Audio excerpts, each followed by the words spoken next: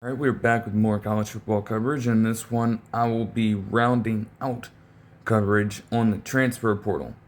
There have still been moves going on over the past few days, but as far as we know now, with the way that the rules have been made out to be as of this point, suspect as they may be, the window is already closed for the transfer portal for pretty much everybody. So at this point, I am in this video going to look at pretty much every single conference, a few different teams in each one, to try to get an idea for how they constructed their roster through the transfer portal and, provide as much insight as I can along with that to just understand the direction in which these teams may be heading in, may not be heading in, with how they conducted themselves throughout this entire process. So, to get straight into it and to just start out randomly, moving along with the Sun Belt Conference. And we'll just work our way up from there. I'm not going to be biased and just automatically hit you with the Power 4 Big Ten type shit. No, we're going to work our way up here. So, I will start out with, in this case, South Alabama. Let's do that. Unfortunately for them, in their case, it appears as though when just looking at this all the way through, they lost far more talent in this one than they were able to bring in. Now, do remember that I did mention, in previous videos surrounding this, that I believe Mozon, the corner from Utah, 3-star recruit, and also a different DJ Moore, the safety from Georgia Tech, were a couple of transfers that decided to commit here from their respective colleges. To add to that, though, you also had Andrew Hines, a 3-star defensive lineman from Eastern Kentucky, join, and Everett Hunter, a 3-star tight end from Nicholls State, joined South Alabama over this course of time. It also looks as though Kenton Gerardo, a 3-star interior offensive lineman, just stayed put. Looked like he entered his name in here and just didn't end up deciding to move anywhere at all. For pretty much every other move, though, they lost talent. And that is just how it can be in the transfer portal sometimes. They will look at a lot of these different colleges, sometimes at lower level programs with potential star talent that may want to develop better elsewhere or have an opportunity to at least expand their access to resources and general reach in terms of nationwide coverage and things like that in other programs aside from South Alabama, which again, being all the way in the Sun Belt and not even really being the most popular program in relation to college football in their own state, yeah, you're competing with just impossible odds, it seems. Genuinely, most of their other players, you can just go up and down the list. And I don't have to read every single one, but most notably to me, you had Trent Thomas, a tight end from South Alabama, enroll at Tennessee officially as he transferred there, and Nehemiah Chandler, a 3-star corner for the team, also enrolled there. We'll look further into Chandler real quick and see what's going on with him, for he is now a player who is a true junior at this point.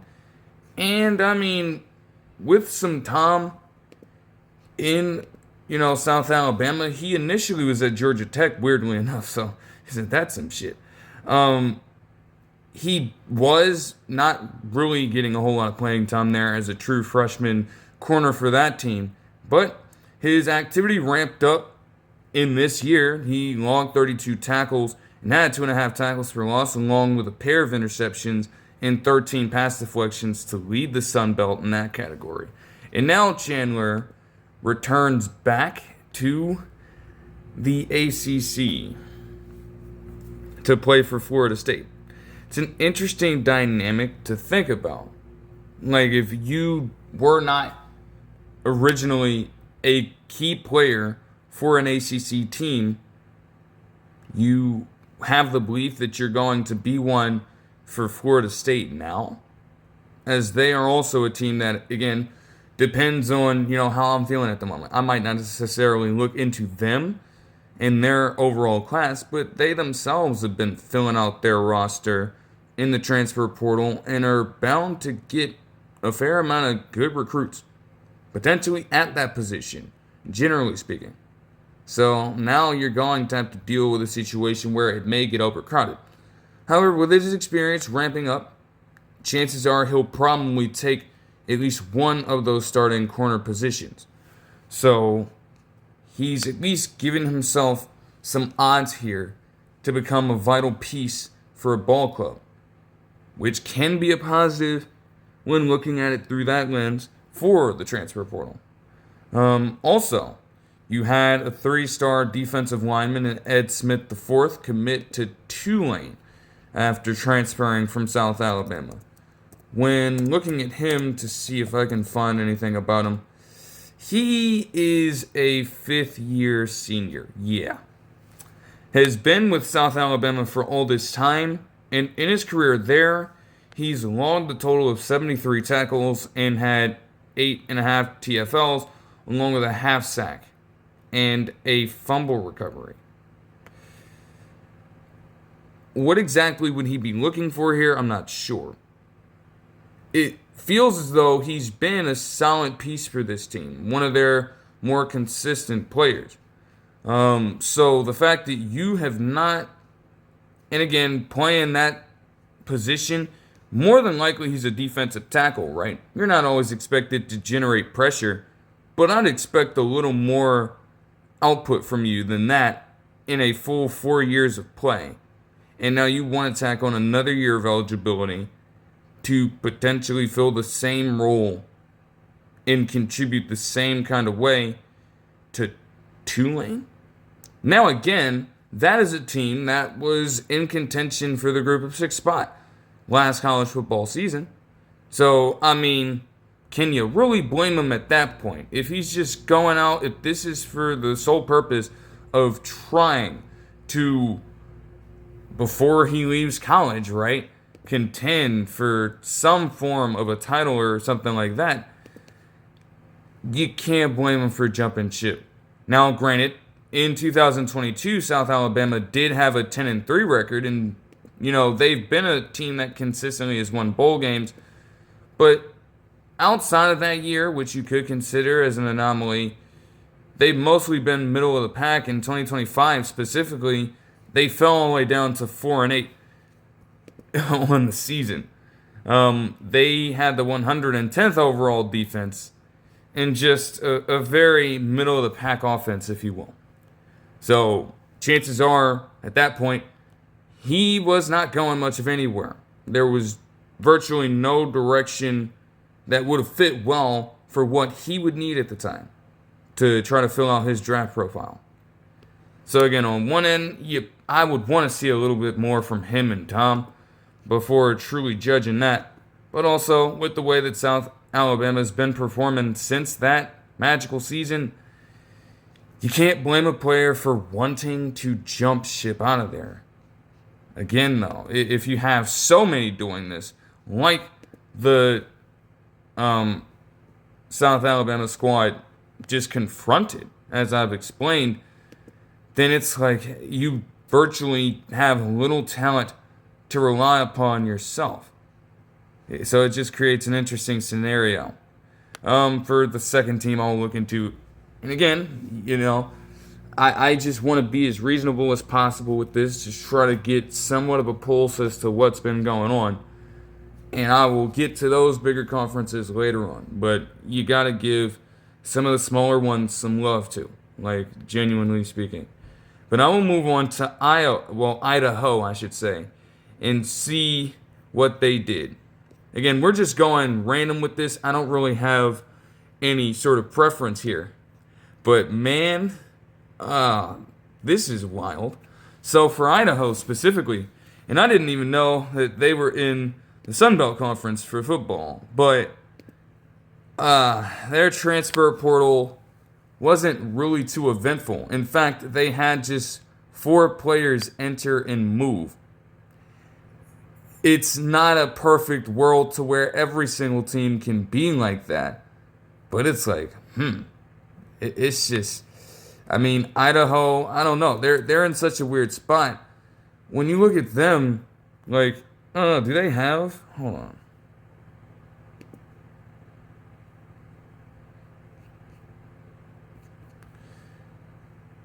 Well, if Idaho's in the Sun Belt Conference, then they're going to be back in D1 play in some fashion. Try to see if I can find that real quick. Okay, so, as far as the Big Sky Conference goes, for them this season, see if I can find it. They were 4-8 this season under new head coach Thomas Ford. Yikes, man. Yikes. And when looking at them overall this season, I mean, it was somewhat okay.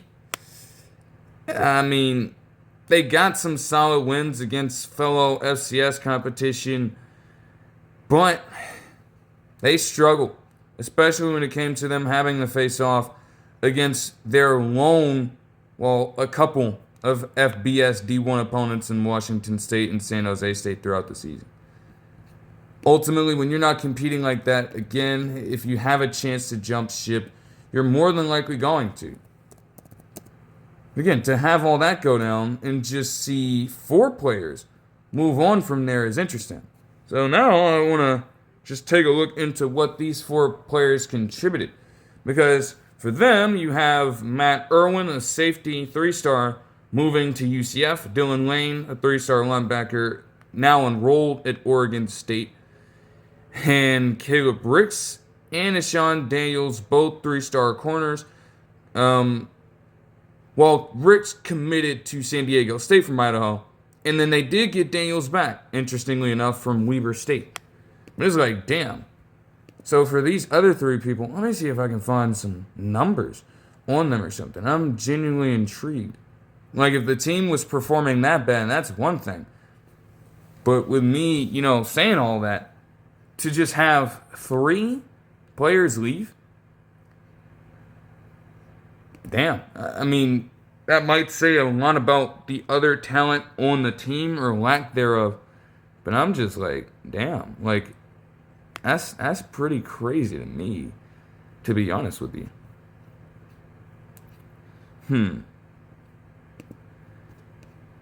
Yeah, let me see. Okay. See if I can pull up some numbers on these guys this way. I just want to make sure I can get access to it. Oh, okay, here we go. Alright, so for Irwin specifically, his first year for them, he did not log a lot of time, but he did become a bit more involved in the rotation. He played in their 12 matches and put together a season where he had 45 tackles total, along with the tackle for loss, 2 pass deflections, and outside of that, I don't know, it's interesting. It seems like, again, the right opportunity for him to make a sudden change in his playing career. And to be honest, UCF, this isn't the first player that they've gone for from a lower level program on the defensive side who projects to have an opportunity to add well to their team and give them some depth defensively that they desperately need. Like UCF, the amount of times last season, they were just getting absolutely shelled on that side of the football. It was ridiculous. So again, you don't know a lot about him yet, and he's definitely a player that's just been very, very low-key in this.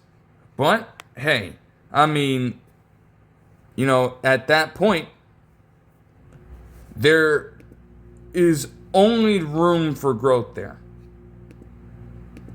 Like, it's a move definitely that can have its drawbacks, but the reward is greater for Irwin in this situation.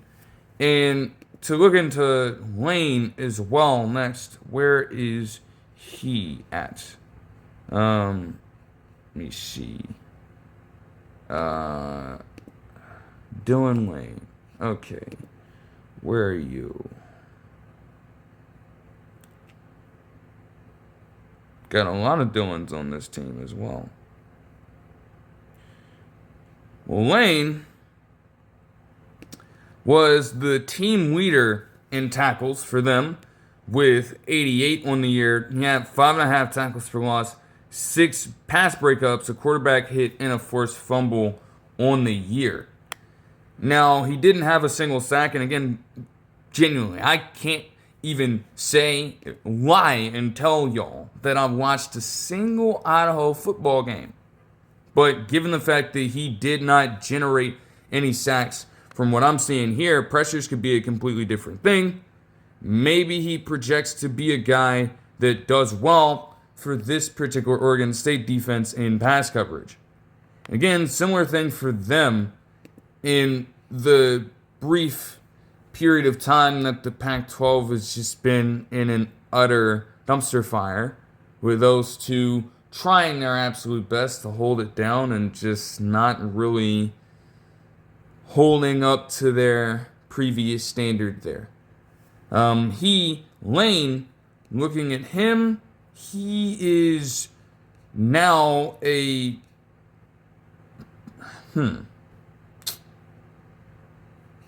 suppose that he is either a senior or a graduate. You know, he started playing for them in 2022, or was at least on their roster at the time. So again, to have that experience may help, considering how Oregon State struggled, honestly. Like, they were leaning on a good amount of people on their team to just take over in ways that they weren't expected to. You know, unrelated point, look no further than Flores, their quarterback. Like, this man, Zane Flores, for instance, to look at him, like, he'd been in college football. Oh, wait, no, not Flores. I'm thinking about somebody else. Well, okay, I'm stretching that point. Let's just say that they were going through that issue last season, or the season before last, and they brought in guys that supposedly had experience. Malik Murphy was just not it at all. He wasn't. And it largely affected how the rest of the team was able to perform. So they would have a lot to do themselves. But again, on the defensive side, trying to strengthen it out and getting Lane in this case is not a bad idea. Also, for Caleb Ricks, when finding him, he had 26 tackles in the year, had an interception along with 7 pass breakups as well. So he could be a pretty decent corner to look towards. Although with the way that San Diego State's team might be, I'm not 100% sure that he would get the instant opportunity to start for them or be one of their core pieces on that defense. But we will see what happens from that. So that would round out Idaho's class. Again, very uneventful for the most part if you're going to have 3 guys leave and only get 1 guy back. Again, it's like, yes, you have all that movement going around with 4,000 players and just, potentially hearing about move after move after move in just the span of a few minutes. Even with that being said, though, a lot of the guys, it's going to be very rare, again, as we've seen already with some of what I've mentioned in the previous videos relating to a few moves. It's very rare to see, players from other programs that might be in the Power 4 and things of that nature, or even guys just playing in FBS D1 football generally. It's going to be hard to convince them to move down to a lower level unless they are absolutely desperate for the playing time, or unless they genuinely want to be in a situation where they aren't as, much of a potential spotlight on a given team. as they would be in other places. Like, you're naturally going to see the reverse, where smaller schools lose their talent as they move to these much bigger programs that can dish out a higher amount of overall capital and funds if the money is the focus, or also, again, just general resources if the atmosphere of the place is what they are bought into more so. So, to have Idaho in this situation is tough, but again, not every player is entering this thinking that, hey, okay, I'm going to transfer to that school and try to make an impact there. It's just naive to think that something like that would go down, unfortunately. But, moving on from the Sun Belt Conference in this case, and to move over to, I guess, seeing as, South Alabama was formerly in this conference, we will move over to the Conference USA. And honestly, even with some of the other teams being established here, I want to look specifically, honestly, without having much of a plan, I do want to see about the two newest teams in FBS D1 play. Because to be honest, for their first season in respective action, I'll start out with Delaware, they were not half bad. They weren't. Looking at Delaware this season, again, the fact that they reached this point is honestly amazing when you really think about it. And for them, a 7-6 finish, an appearance in the Ventures Bowl, although I do believe that, okay, they won that game, as they say here. It's a fair season for them. They want to improve defensively, being, in the bottom 20 or so teams with a 116th overall ranking is just completely bad. But at the end of the day, they were able to sustain, and that's really what it comes down to. We'd usually say that this is the epitome of a mediocre team when you have that going down and you still have a somewhat capable offense spurring you to a few wins every now and then. And this is what was going down for them. They would more than likely want to improve their rushing attack. Although Silver, I think I did see him play in that bowl game as well. Him leading with 652 yards on the ground and 5 scorers is pretty solid. And hey, with him being a senior, he could stay for another year or he may be on his way out. The next closest contributor was Veron Ellison Jr. on the ground with 460 rushing yards on just 3.9 yards per carry. So you definitely want to step up there. And for receivers, Sean Wilson was their guy. He had 68 receptions to lead the team and also the conference, while putting together an 877-yard campaign with 3 scores. For him, he's a bit on the smaller side, but he's a sophomore. So who knows? Maybe they could be trying to build this team around him.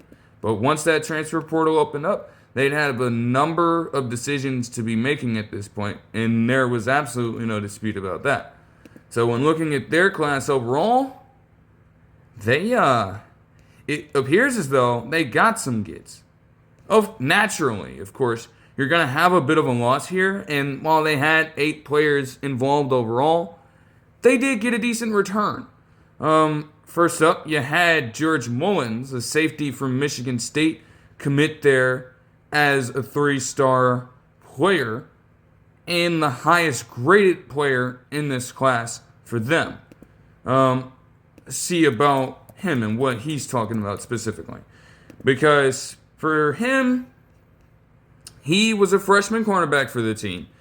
And deadass, he only had a tackle in the entire season. So he was not having a bunch of games played. He only appeared in 3. This is most certainly about playing time. And with Delaware, with potentially losing some talent overall, while also needing the defensive help, taking a chance on a true freshman now entering this next year as a true sophomore to at least try to generate some sort of consistency on that side of the ball, it's not a bad idea whatsoever. You also have Jack Small, a 3-star offensive lineman tackle, committing to there from Duke. That would not be the only one, as you would have Mustafa Faika, an interior offensive lineman from Tiffin. Yes, Tiffin. Commit to Delaware. I just want to, again, this is where the randomness kicks in. What is Tiffin? A private university in Ohio, Tiffin, Ohio, founded in 1888. Jeez. Yes, anything is possible in the transfer portal. I'd never heard of that school before this point of time.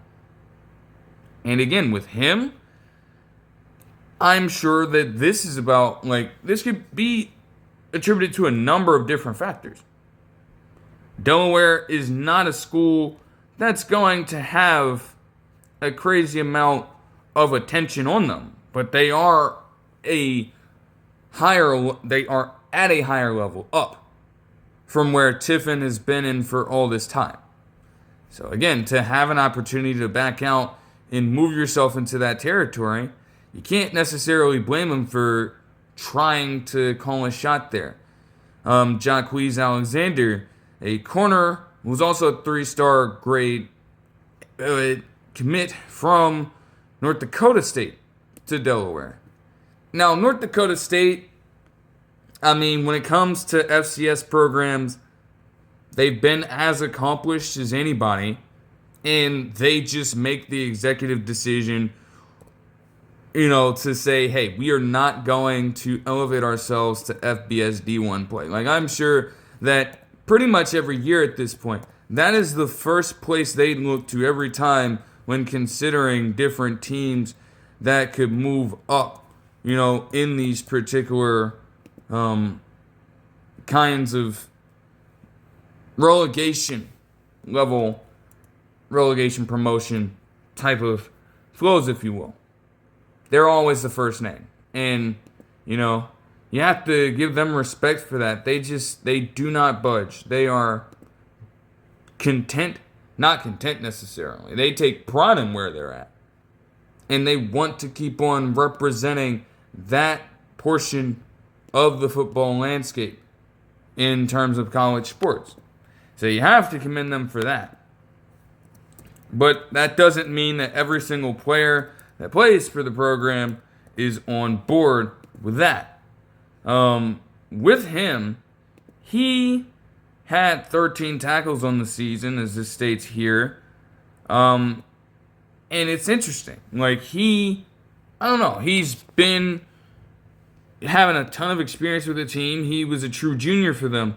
And even with all that being said, it doesn't appear like he was always used that much. Probably a bit of a specialist, if you will. He had 28 tackles on the season, along with a tackle and a half for a loss, a half a sack, and also an interception on the year, along with 6 pass breakups. Jeez. Now, he's a 5'10 guy with 178 pounds on him, so he might be on the smaller end. And with that could factor into him potentially playing as a sort of slot guy for this Delaware team. Whatever they need, again, to fill out that defensive side of the ball, they are more than inclined to go for it. And Tucker Smack, a 3-star kicker from Salisbury, would commit to Delaware as well. With that being said, they would lose one of their core pieces. And the small pickup was probably a response to this, as Anwar O'Neal, a 3-star offensive tackle, would commit to Louisville. And also Anthony Crenshaw Jr., a safety, would move from Delaware to Baylor over this course of time. So that'll round them out. And for a fellow team in the Conference USA, that is also a first-year team, we have to talk about Missouri State as well.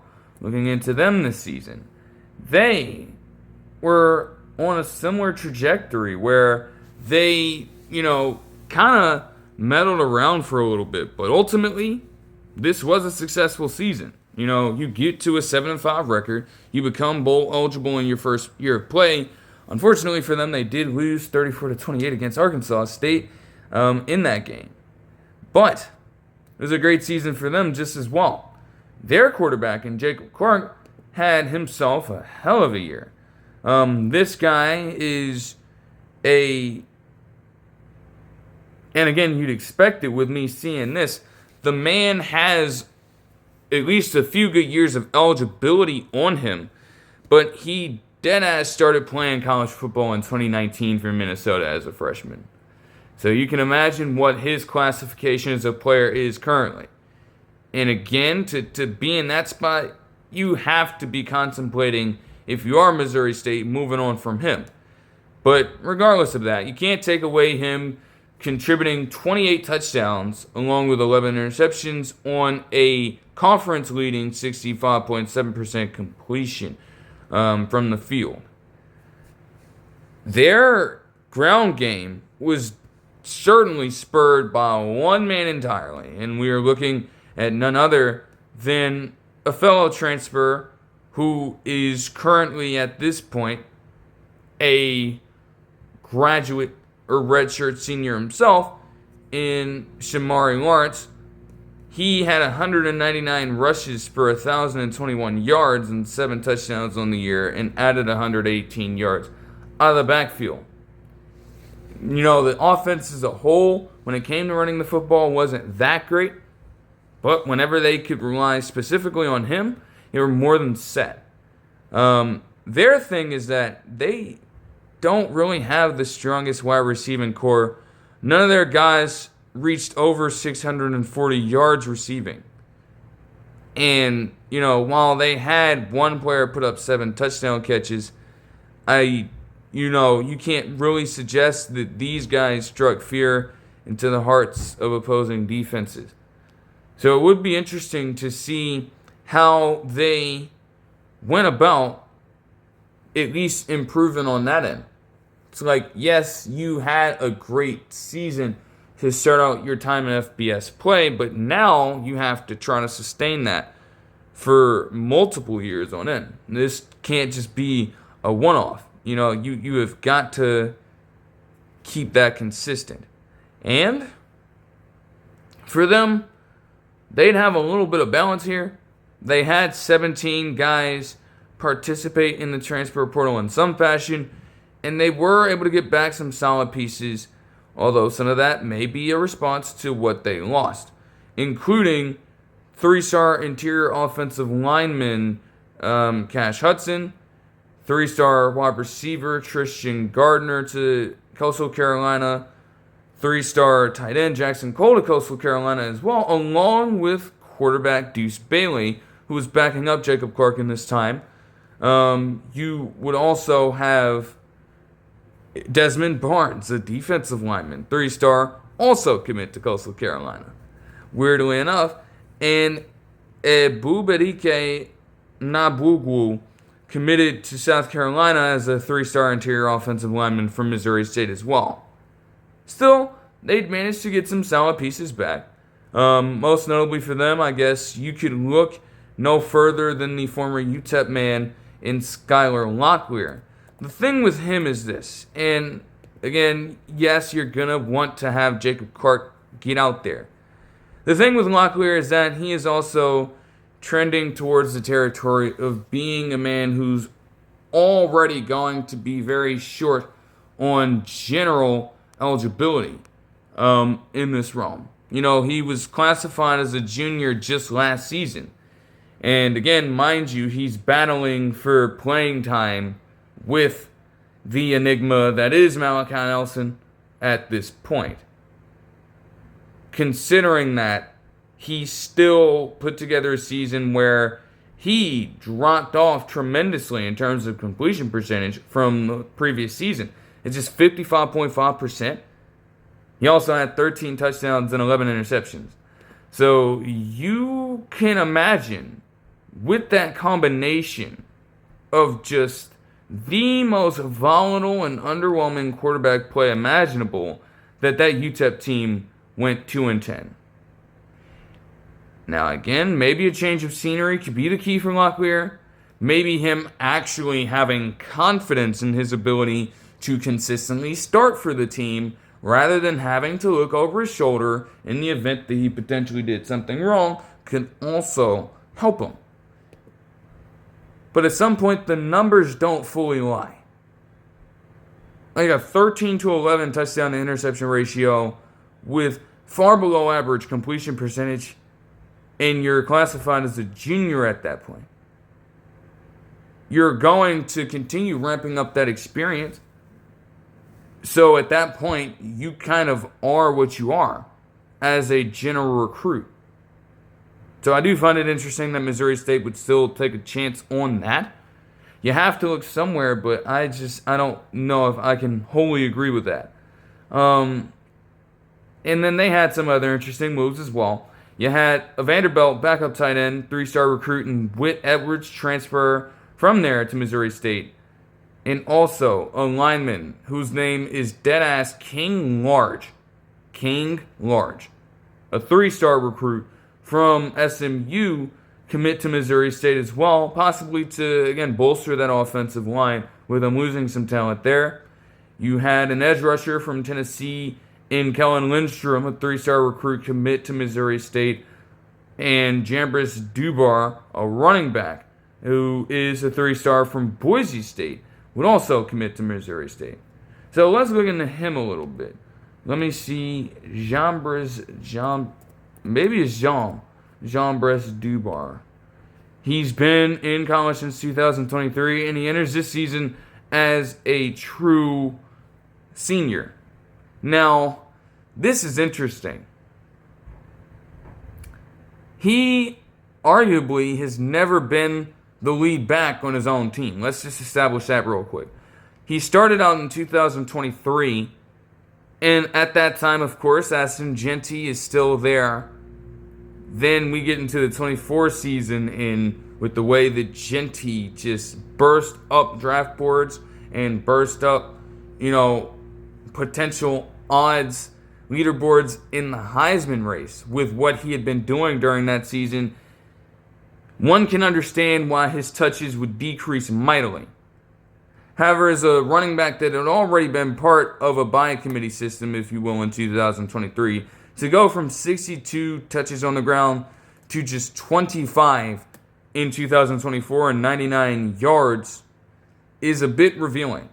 Also, consider this in 2025, a season where Boise State naturally was going to drop off in their rushing attack without having Ashton Jeanty leading them in the backfield. They still put together a solid overall year before they got their asses beat by Damon Williams Jr. and that Washington squad. Thing is, I had mentioned it at several points when talking specifically about Boise State. Oh my goodness. They had, Sire Gaines starting. I believe he was a guy that was kind of, gaining a bit more trust from that overall coaching staff. And then you also had them work with Malik Sherrod, a 6-year senior, mind you. And when it came to them rushing on the ground, they were not at all effective throughout the season. We already understood that. Yet they still, with all that in mind, with those two guys leading the way and not really doing the best job, they didn't think at any one point of time to even worry about giving him more of a role in offense. Dubar this season had just 3 rushes for 12 yards in 4 games. That could be attributed to injury. I'm not necessarily sure. Again, with Missouri State losing a guy, you give him all the reins to make something happen in the rushing game with his contributions. But he's never reached that point before. Again, nothing is supposed to be guaranteed in that case, but man, you have a lot of caution if you're looking at it from that perspective. Joel Paso, a 3-star corner from Duquesne, would transfer to Missouri State. Jaleel Elliott, a 3-star edge rusher from Barton, college, would transfer to Missouri State as well. Josh Lacuza is another three-star edge rusher, this time from Miami of Ohio, who would move there. And to round out their class, they had a pair of defensive linemen in Markel Chapman and Malachi Madison from Iowa State and UMass, respectively. Both make their way to a school that, again, as I've stated before, with them and Delaware, they look forward to trying to make themselves into a more serious team to be established and to be accounted for in the entire realm of D1 play. It was a masterful start to their time, but if you don't maintain it, it's like, you can't really do too much with that. But all right, to move over into the Mountain West Conference, let's do it. And I will look at,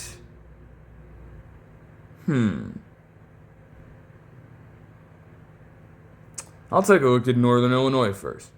For Northern Illinois last season, let's see them. They were a program that had it rough. Their defense wasn't the greatest, but by comparison, their offense was just absolutely anemic under head coach Thomas Hammock and those guys. They finished with the 129th overall offense, I should say, in the FBS D1. And I mean, there's just no way to make this up. With the fast pace that can be college football, or be in college football over the course of a year, for them to roll their offense out a few good times per game and get virtually nothing from them at all. They average just 17.1 points per game as a team on the offensive side of the ball. I don't know how you sustain much of anything with those kinds of contributions being done. And the fact that they were still able to engage in a blowout against UMass shows you just how bad they are as a team. But even then, no matter what, whether it was a close game, like them facing off against Kent State and ironically enough losing that game to round out the year, or just a general blowout. And again, against schools like Ohio who were much better, who in the first half at least took it to Ohio State of all teams at that time. So they were definitely legit. And then Mississippi State, say what you want about them and their presence in the SEC right now, but they still smacked the shit out of them in that game in early September. So it just wasn't pretty. And they needed a total revamp everywhere. It's not the most important position on the team, but when quarterbacks combine for just 8 touchdowns and 6 interceptions amongst 4 different passers throughout the year on 52.9% completion, you need some help. Now, their rushing attack is great, and maybe that's what they want to be as a football team. Maybe they want to have that kind of style where they are run first. But you have to be able to balance that out with something, some kind of interesting, intriguing dynamic that can throw the defense off. Telly Johnson Jr. and Shavon Wright, to their credit, spurred that rushing attack handily. They combined themselves for 320 total carries and 1,587 total yards on the ground, with 9 total touchdowns between them. They seem to be pure runners. It's crazy. It's like, if that's the case, if that's how your offense is going to be with throwing the football, you'd think that you'd want to spread it out to those guys just a little bit more, even on a few checkdowns every now and then. And that barely happened for them. In fact, they totaled for 24 total receptions and just 113 yards across all 12 games they played in. So, yeah, they, to not beat a dead horse. That kind of season can certainly just decrease morale all over the place. And while they'd want to bring in some solid talent to at least try to improve in those essential areas, some of the players on this team decided to just walk. Especially when you look at the top 3 graded guys in this overall class. As those 3, in 3-star Lance Ingold, an edge rusher, 3-star Jasper Bueller, a safety, and Jacob Finley, a 3-star, playing at corner with a 5'11", 184-pound build, would all move in a different direction, with Ingold transferring to Iowa. And, with what they consistently do with that defense, he's going to eat there. I'm sure of it. But Bueller and Finley themselves would both transfer to Cincinnati to help them out. It's interesting with what Cincinnati's been able to do. They've been all over the place, honestly. They had somewhat of a down year. And again, yes, you lose potentially your most valuable player in Sorsby. But to try to get that defense together, a defense that had been trending towards middle of the pack, they've been getting it done in some interesting ways, all over their board specifically. If you look at them trying to approach other Power 4 programs, you look at them going pretty much all across the college football landscape to try to find different talent to bring in, and they've been somewhat successful with that, as I've already mentioned. So this combination of Bueller and Finley just adds to that. You would also have Evan Malcor, a 3-star offensive tackle, move from there to Miami of Ohio, a fellow MAC school. And you would have Philip Maciarowski, a 3-star linebacker, move from there to none other than Cincinnati as well. Let's see about him. Maciarowski. Do they have him on here, in fact? Maciarowski. Hold on. See about him. Philip Maciarowski. He has been with Northern Illinois for the entire time. His eligibility is probably shortened a little bit, but he could provide some sneaky for that Cincinnati defense. He did exactly what he was supposed to do as a true junior last season. And that is nothing short of being, again, a quality player for a defense to at least try to anchor it. It wasn't that successful. But he did put together a great individual season in 12 games, having 87 tackles on the year, along with 6.5 tackles for loss, and 2.5 sacks, along with 2 pass deflections. You bring that same kind of energy to the Cincinnati team to help them take a step forward, while being flanked by, again, much better overall talent on that side of the ball. That could only get better. That could be potentially dangerous for Cincinnati. I will say. Jake Applegate, a 3-star tight end for them, would also move from there to Fresno State. Now, it wasn't all bad for them. They would get some guys back, as you would have Liam Window, a 3-star cornerback, move from Bryant College to Northern Illinois. You would have other players like 3-star Yazin Falk, 3-star wide receiver Kevin Holmes Jr., and 3-star safety Avery Jones move from Marion, Texas A&M Kingsville, mind you, and also Lafayette to this school.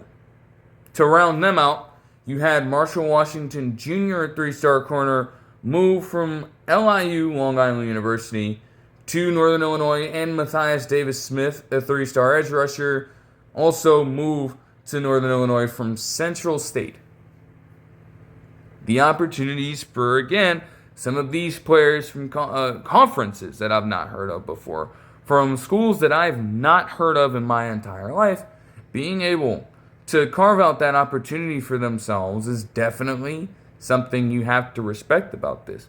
But it is crazy to just come across some of these every time, because I'm looking at these, I'm thinking, okay, this has to be some kind of crazy destination that I've just been oblivious to for all this time. And I mean, it does not disappoint. Like that is crazy, man. Crazy, brother.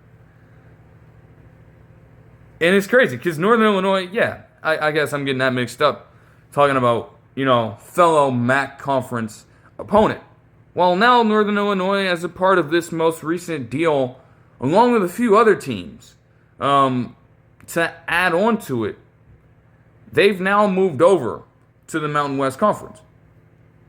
So, hey, you will no longer see Northern Illinois in Wednesday night action, but you will be able to catch them facing off against a few other interesting opponents throughout the year that they've not really had to deal with. Being in the MAC conference for all that time, like our next school in, I guess we could do Hawaii, the Rainbow Warriors themselves. For their season last year, to look into them, they went 9-4, and they won the Hawaii Bowl against California, as I had heard about.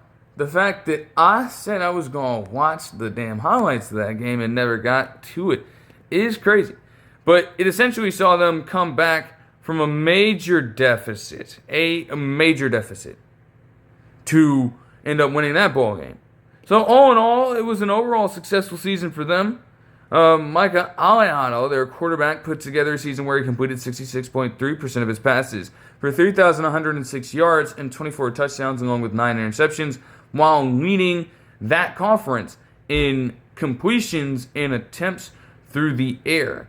He's a bit on the shorter end, but the fact that he was able to do this as a redshirt freshman is pretty damn impressive, and you may have a great opportunity to build around a player like that, to be honest with you. So that's really what this transfer portal would be all about for them.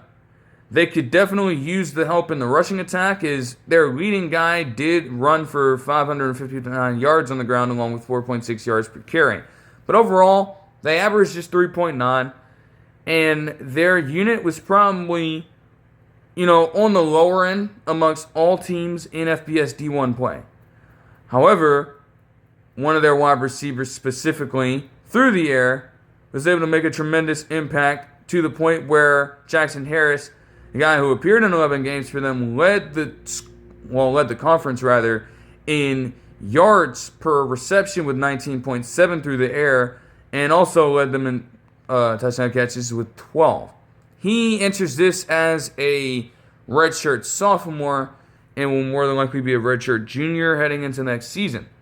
So they've got some pieces, along with Pafele Ashlock, a guy who appeared in 13 games for them and had 76 receptions for 827 yards, to go along with 8 touchdowns.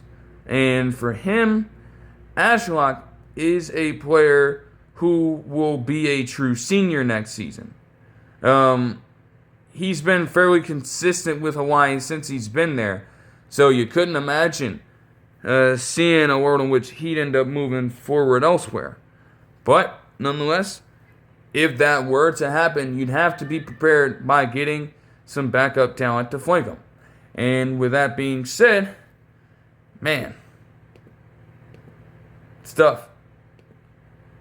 Jackson Harris himself, man, we were just mentioning, would be at the top of the list by a grade as a near 4-star guy. They would lose him to LSU. That LSU. Now that's tough. That's definitely tough to have your guy, one of your main guys, who is that kind of dynamic threat down the field, get poached like that by another program. With, again, more resources, more money, etc. However you want to frame it. It's definitely tough. He would not be the only one, as Brandon White, one of their other wide receivers, a 3-star guy, would move from there to K-State. Outside of that, though, they were mostly able to get returns back. Most notably to me, though, you would see, you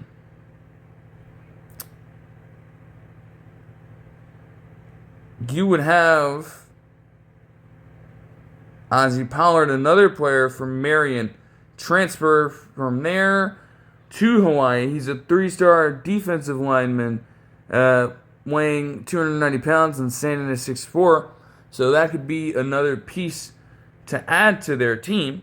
They were, somewhat near the middle of the pack on both sides of the football. So again, to nitpick any way you can, even after a 9-4 season, and take a shot at a guy who can potentially spur that defensive unit could go a long way. They were not able to really convert on much overall pressure, generating just 30 sacks on the year, and also accounting for 67 tackles for loss, which isn't necessarily bad. But even then, he'd probably still want to be better in that regard. So that could be a solid move for them to work with. Also, you had Devin Alves, a wide receiver from Virginia Tech, weighing at 195 pounds at 6'3", while being a 3-star wide receiver, would move from there to the Rainbow Warriors himself. So to round out Hawaii in that case, see what Jackson Alves is talking about then. Let's see. Or Devin Alves, rather. I'm tripping. Oh my gosh. Okay, let's see. Devin Alves. Oh, he's a two-way guy. They have him listed on College Football Reference as a safety and wide receiver. That's interesting. I guess from that standpoint, he's a bit more of a specialist. They would probably want him to be a true wide receiver. It just began for him, though. He took on that role after not really getting the playing time he was looking for or really expecting all that much on that side of the ball. And, in this, with the way that Virginia Tech's receiving core was, there was not room for him to really be incorporated into that offense. And he had in just, 12 games, he had 3 receptions for 45 yards. He did catch a touchdown pass, but that is not a lot to write home about. So he would be well within his right to expand on his potential talents elsewhere.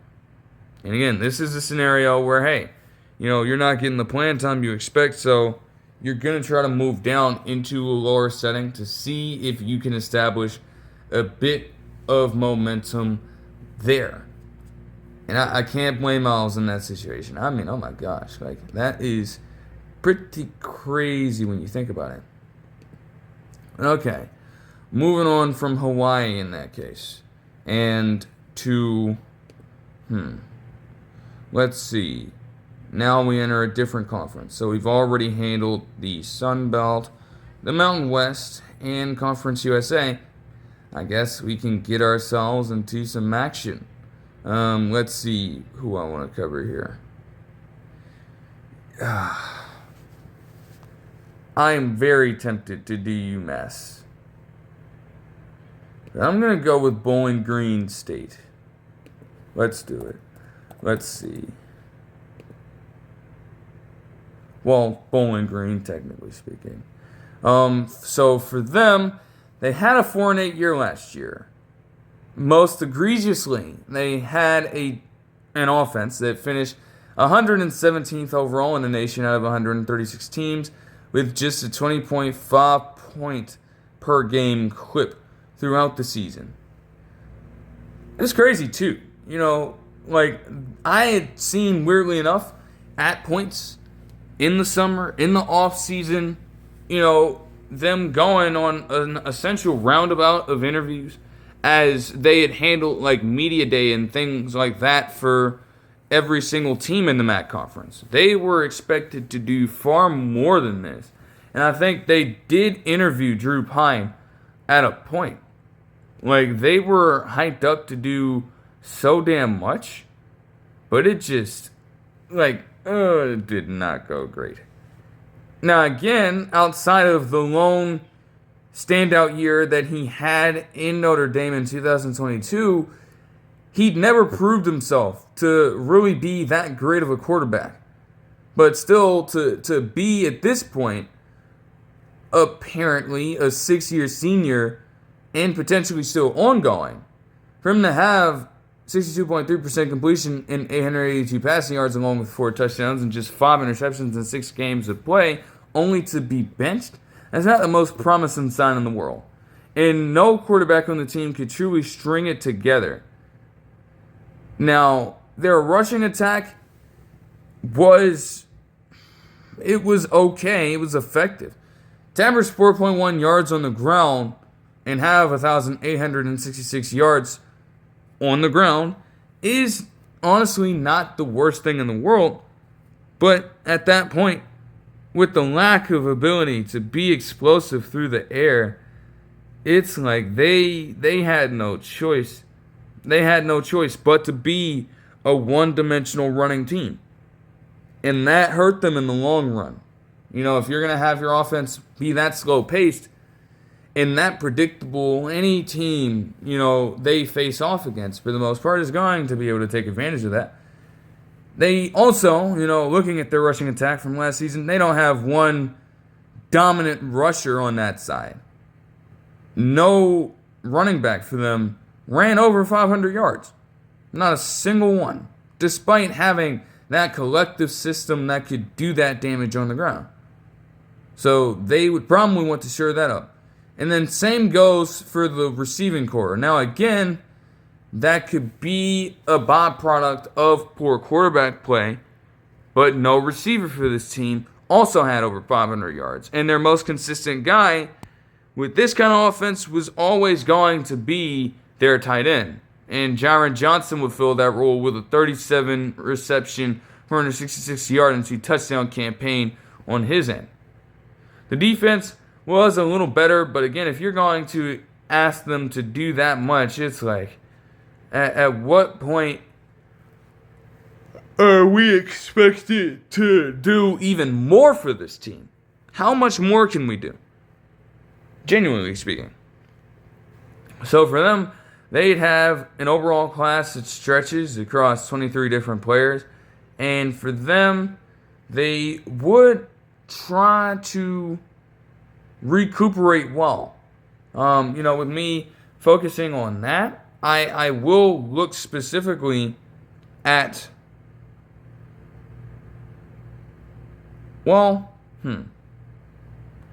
okay, so all of their guys here from 4 to, from 4 to 16 in terms of overall grade would transfer. This could be to a number of different schools. For example, you had a 3-star tackle in Nate Papps move from there to Florida State. You had Arliss Boardingham, a tight end, move from there and enroll to Birmingham. You had Lamprin, a 3-star linebacker, move from there to Colorado. And you also had one of their running backs in Cameron Petaway, a 3-star, move from there to Iowa State to potentially shore up for what they'll certainly be missing with Carson Hansen not being a part of that roster anymore.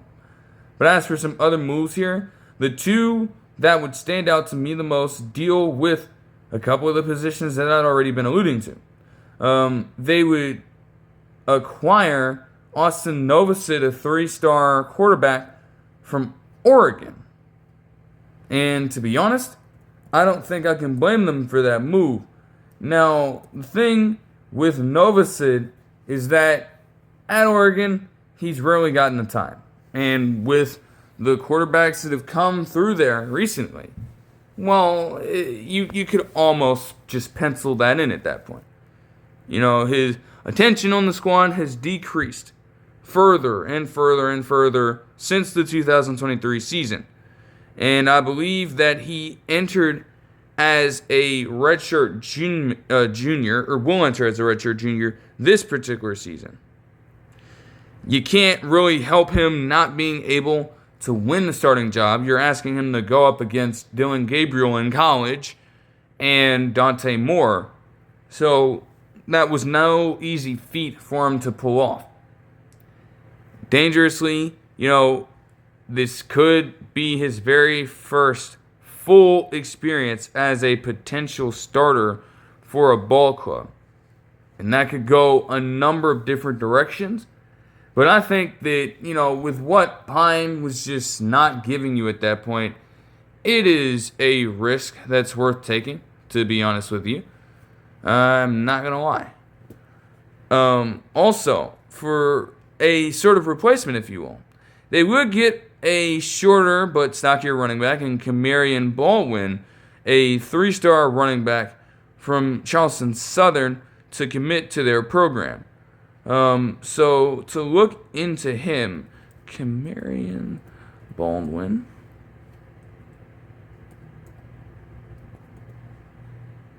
Let me see.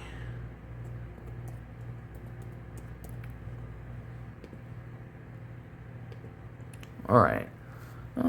Looking at him. Well, he was an all-conference team, or honorable mention all-conference team member at the school, and was fourth team all-conference for them in the 2025 season. He put together a total of 778 yards on the ground, along with 6 touchdown runs, and also added 38 receiving yards out of the backfield. He had a pair of back-to-back games, though, that probably put him on notice from the outside looking in, against South Carolina State and Gardner-Webb in back-to-back weeks from late September to early October, where he had an 18 rush, 122-yard, 2-touchdown performance against the former, and a 19-yard, 19 rush, 175-yard, and 3-touchdown game against Gardner-Webb for the hat trick, in which he also had an 89-yard run down the field. The rest of the season was hit or miss with him. And they are going to have to get that hashed out if this is going to be the guy that they specifically work with when it comes to spurring their rushing attack. But if not, that's a damn good piece to have. You know, again, even if he is on the shorter end, to have that kind of stocky quality seems to be able to benefit a few teams every now and then. And Bowling Green, throughout the season, is going to be looking for the same kind of result here. All right. Let's see. Moving on. Next, to exit the MAC here. Or wait, no.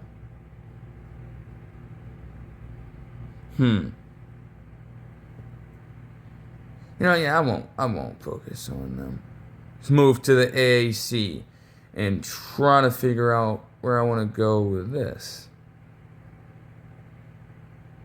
Because there have been some obvious ones already.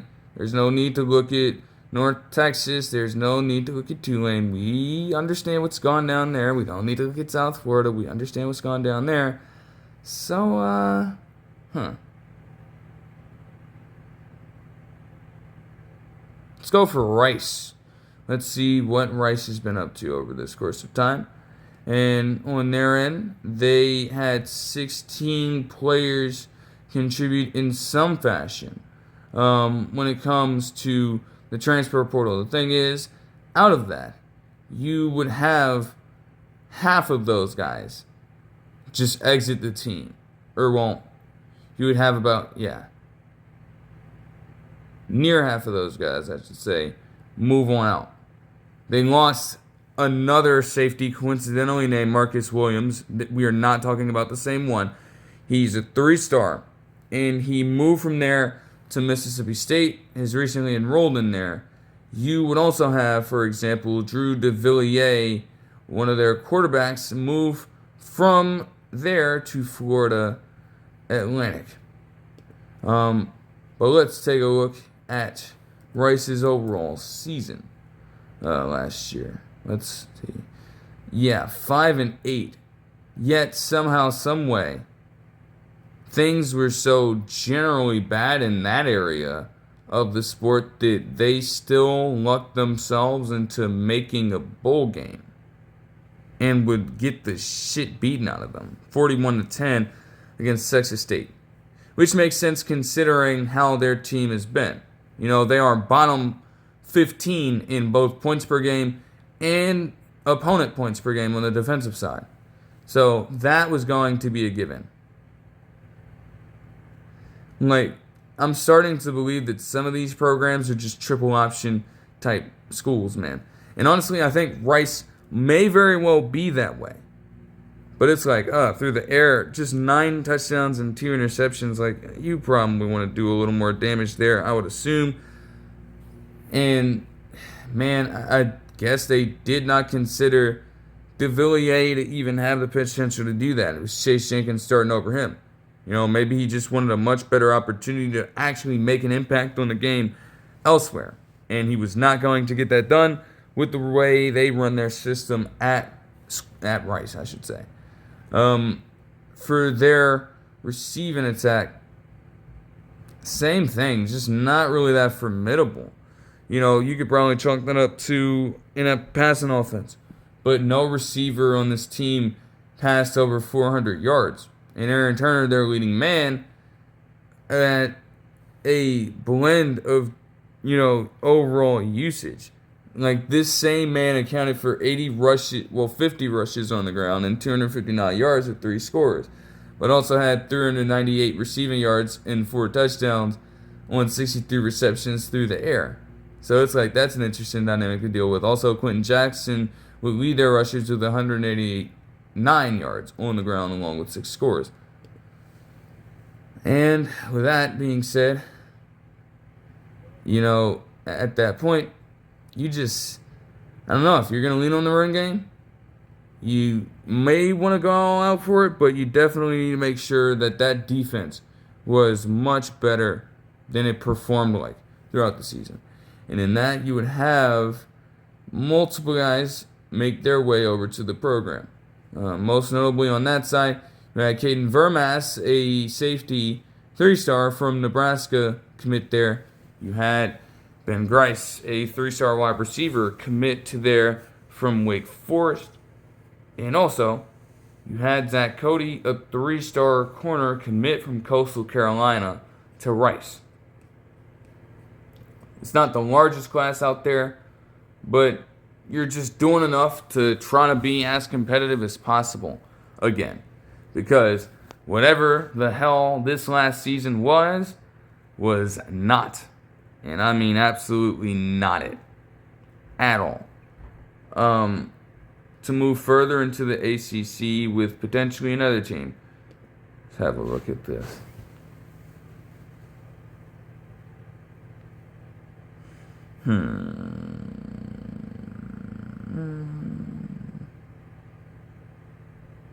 Charlotte.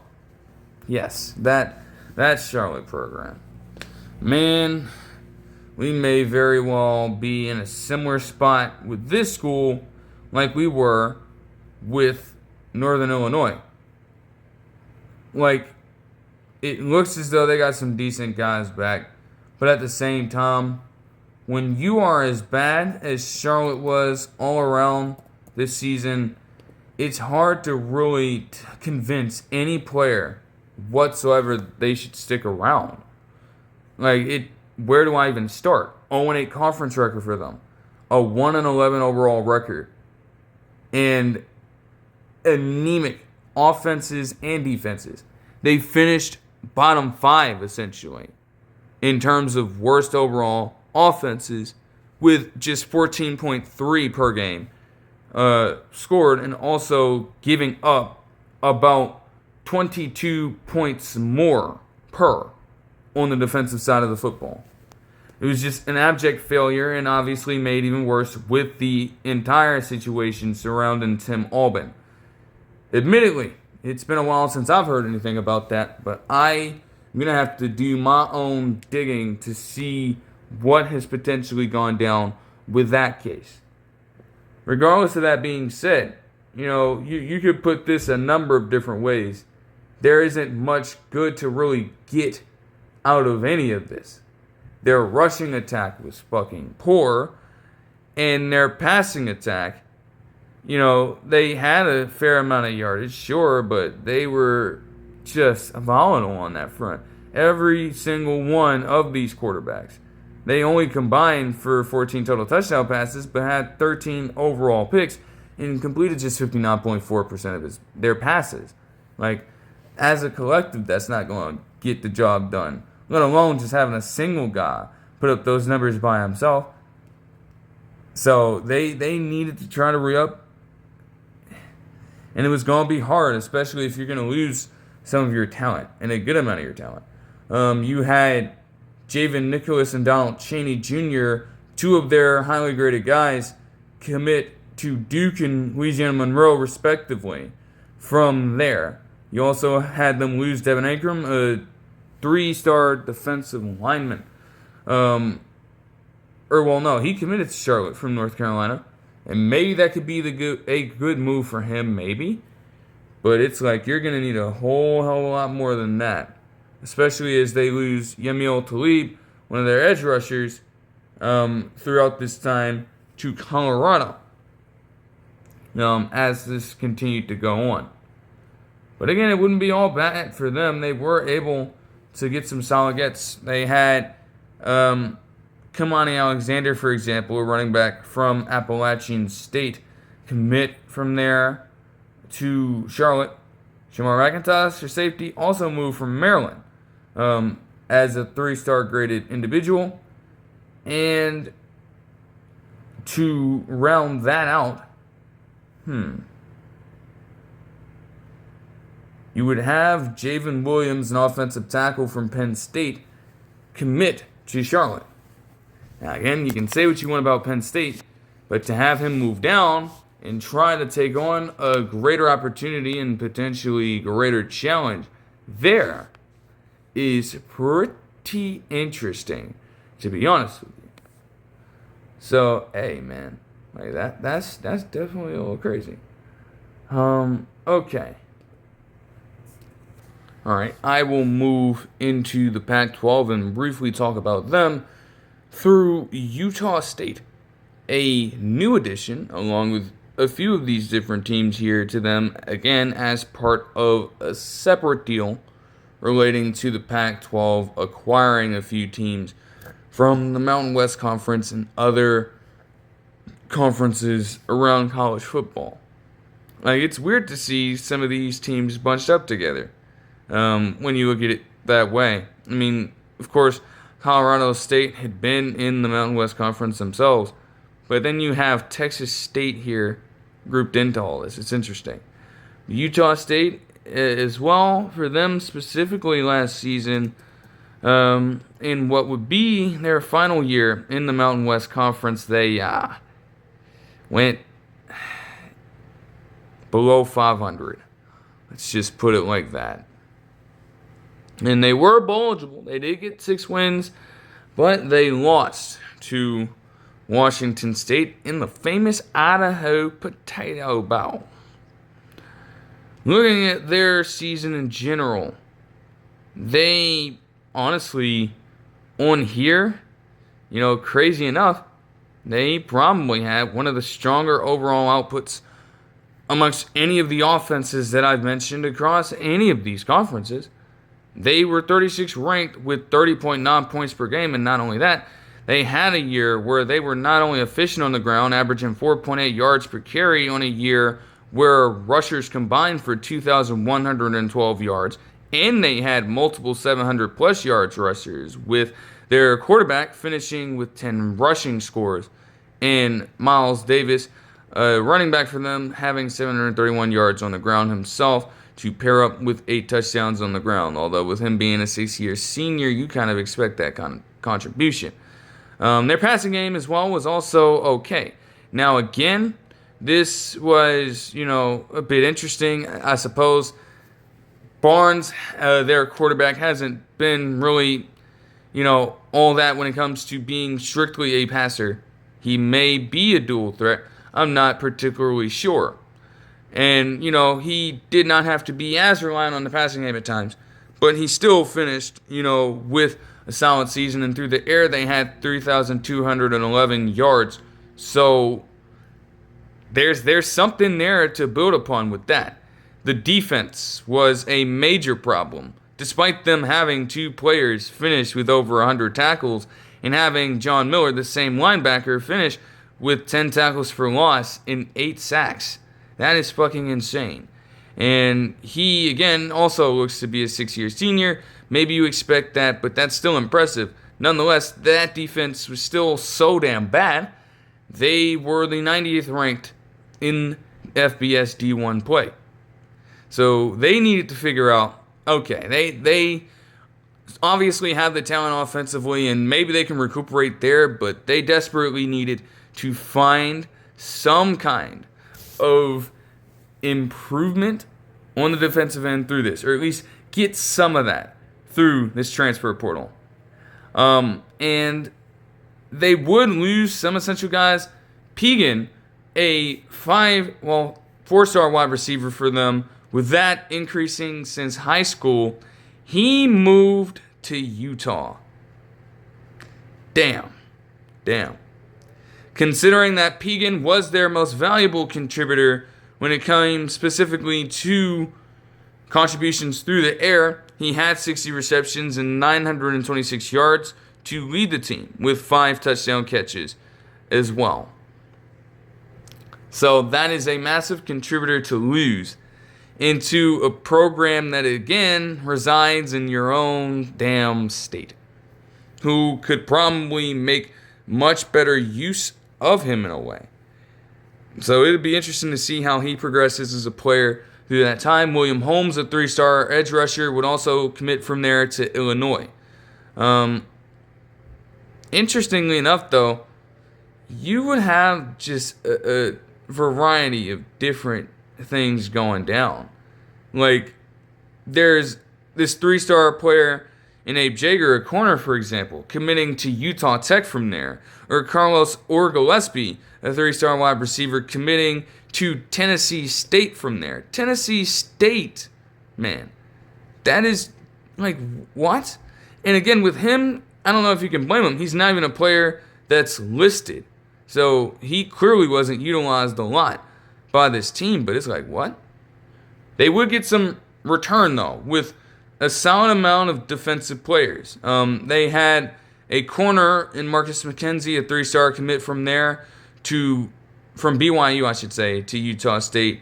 You had a pair of edge rushers in, you had an edge rusher in Adonis Jackson, a 3-star commit from Mississippi Valley State to Utah State as well. Caden Lynch, Asher Cunningham, a pair of 3-star players would also commit to there from William and Mary College in Elon, respectively, and Marquis Grant, along with David Kabongo, a pair of 3-star players, I should say, would commit from Wyoming and Oklahoma State, respectively, to Utah State. It wouldn't be just him, as Stacey Vailahi, a 3-star running back from Oklahoma State, would commit to Utah State over this course of time.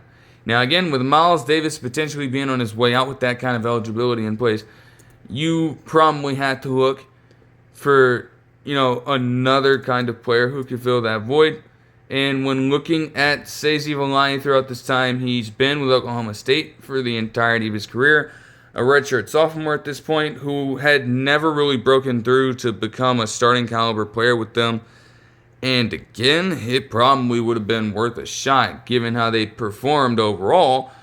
But he has a chance to break through completely if he becomes the lead man for the squad.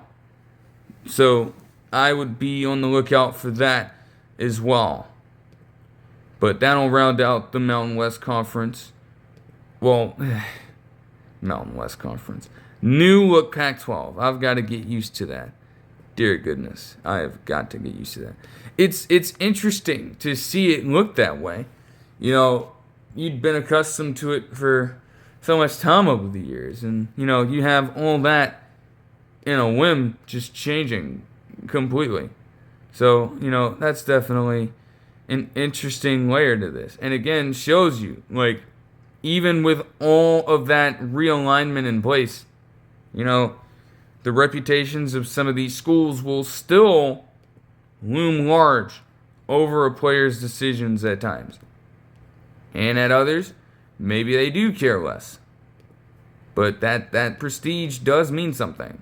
Still, All right, to now move into some of the Power Four conferences, and I suppose I'll work my way up to the Big Ten. We will start out with the Big 12, and again, I'll just probably do a couple teams per, given that I'm already near an hour and a half for this. But to get straight into it from there, looking at the Big 12, and I will do. Again, I'm not going to do the obvious ones. I'm not going to do. Not going to do Iowa State. I'm not going to do Oklahoma State. It's just not happening. I will focus on TCU specifically. And I'd already covered some of it a little bit, but amongst their overall class, they have 18 players. And again, I've alluded to a few in previous videos, so I'm not going to rehash that. We know what the T is with at least 3 of their top few players in this. But to round out their core here, they honestly did an okay job. They lost a couple guys. Jordan Bailey, a 3-star wide receiver from their school to Iowa State, for example. And then Nate Palmer, a 3-star running back for them, enrolled to Wisconsin. It's tough because, again, TCU, looking at them last season, they had a tremendous opportunity to close out their season so damn well. Like, they were right in the driver's seat in a way with an opportunity to potentially take everything over. Yet they crumbled at the last second, honestly. They were 25th ranked. They had a 9-4 record to finish off, and they did beat USC in the Alamo Bowl. But man, with how they'd been performing, generally speaking, they would have wanted way more than that. They were one of the top offenses in the nation for a while, even with a bit of, some rough patches and everything like that. But their inconsistent defense ultimately did them in. I suppose it would be tough for them to lose Palmer in a situation where, other guys, again, had already been dominating the ground game over him and had been utilized in an offense way more frequently. So to have him jump ship is going to be tough. Wisconsin could be getting a solid one there. Palmer, the numbers won't say a whole lot, but with him being a redshirt sophomore entering next season, and potentially having the keys to that offense as the lead running back, that could help him out mightily. But TCU, yes, they'd have to do a little bit of everything. The quarterback loss was obviously immaculate. And yes, they would get the aforementioned Jaden Craig back in the midst of that, taking a chance on the FCS man.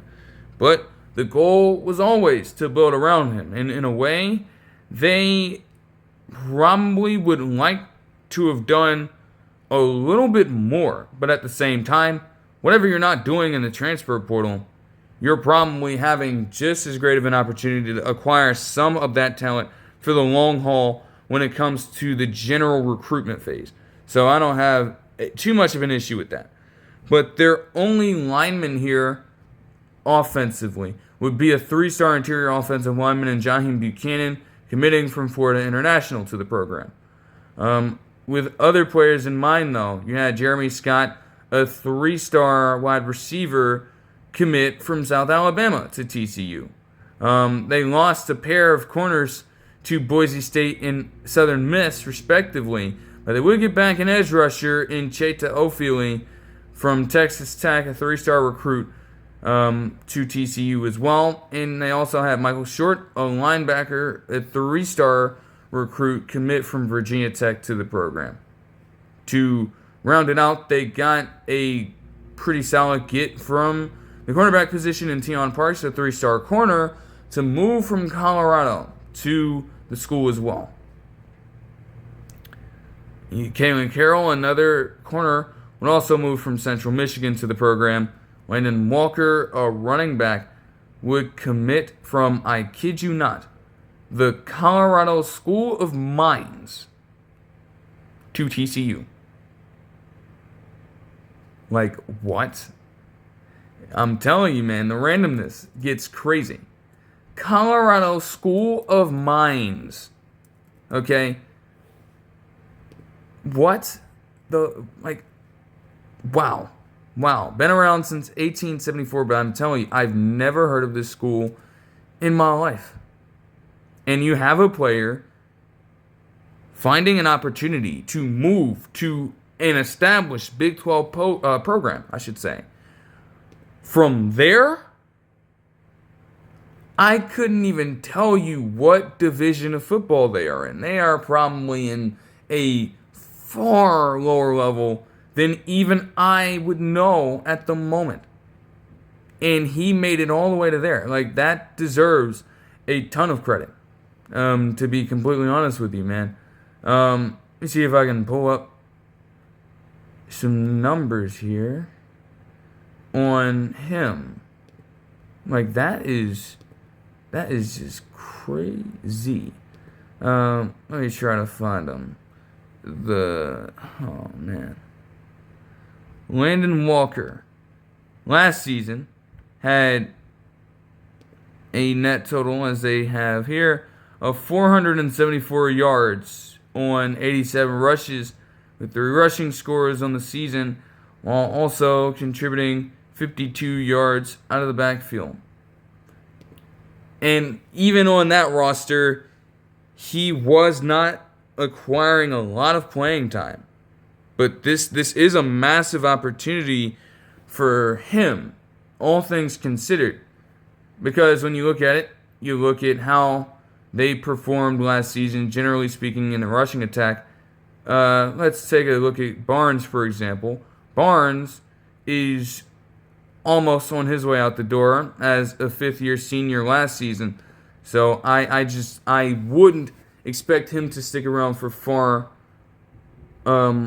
longer. And then Jeremy Payne, the backup, although I guess you could say he took over the starting job in a way, with how ineffective Barnes got after a while. He's a true junior. Chances are he'll probably be the lead man. And I guess as a potential complementary piece, you can have that kind of power, I guess, from Walker to take the load off whenever Payne needs a breather. Payne's proven to be, a solid blend of running back for them. Whereas Barnes, again, just gave you that and didn't really provide much else for you anywhere else. That's why he kind of phased out of the offense entirely. So that could be interesting. That could be incredibly interesting. And then Karan Hayward, an edge rusher from Western Kentucky and a 3-star recruit, would commit to TCU as well in this time. They'd also get a pair of Louisiana Tech men in John Hoyt Chance, a punter, and Jacob Fields, a safety, to make the move to a program that will, as I'm seeing here through their overall history, seek their first shot at a national title since 1938. And they've had some great eras amongst Gary Patterson and Sonny Dykes, for that matter, when you look at it, yet they just have not been able to reach the mountaintop. They've never done it. Like, that is just... Oh, that's insane. That is insane, man. And that is their lone one to this point in 2026.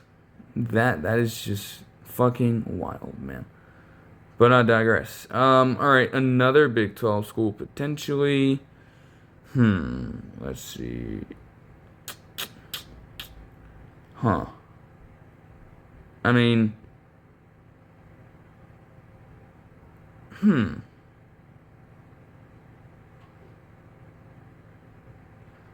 Honestly, I would move forward from there into a different conference.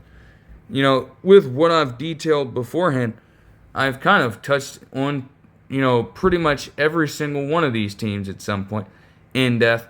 So I don't need to beat a dead horse there. I mean, if anything, I guess at the end of this too, I'd be looking, at the overall rankings at 247 Sports. And again, I'll be sure to cite it in the description as I'm using this to get all this different information on these players. Yeah, it would be just ridiculous for me to try to beat a dead horse there when I've already explained some of those points. And just try to, take some time out, give some attention to some other programs out there. So let's see. I will move on to the ACC next. And with that, I will talk about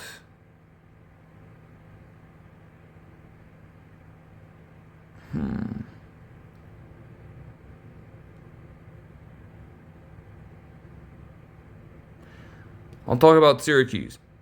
I briefly alluded to it when mentioning that they got their hands somehow, some way on Malachi Nelson in this time. I was definitely shocked at that. So to pick him up at that time, again, as I continue to say, like, that is a pretty great move on their end, considering the quarterback troubles. Well, not the quarterback troubles that they've had over the past few years.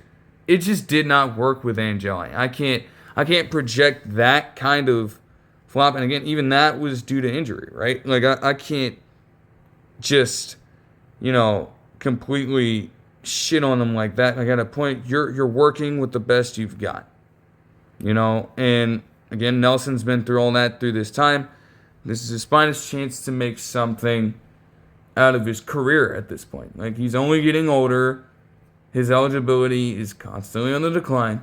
So this has to be it. It has to be, as I've said already. But overall, they'd have a pretty decent class of 32 overall players. And again, not every single one would stay. They lose some core pieces. Most notably, Jonte Cook II is constantly rotated around colleges. And also, Darrell Gill Jr., one of their wide receivers, both moved to Ole Miss.